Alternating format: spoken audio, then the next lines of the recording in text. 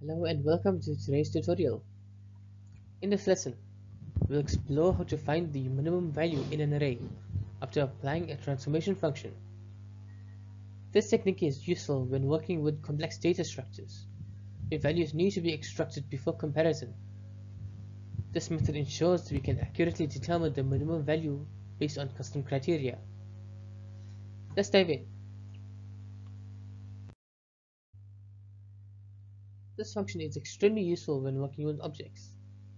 Instead of manually looping through and extracting values, we can simply apply a transformation function or specify a property name to extract values automatically before finding the minimum.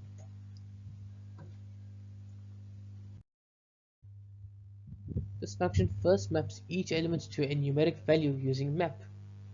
The map values are then passed into Math.min using the spread operator, ensuring an efficient way to find the minimum value without additional loops.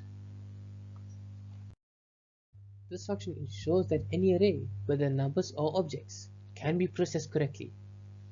By allowing both callback functions and property names, it offers flexibility while remaining efficient.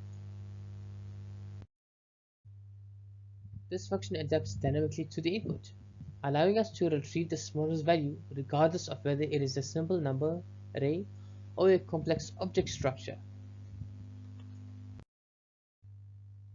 This function is widely used in price comparisons, student grading, and sensor data analysis.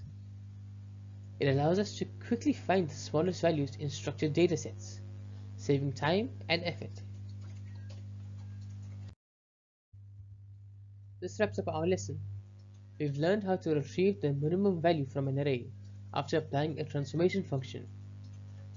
This technique is extremely useful when working with objects, custom computations, and real-world datasets.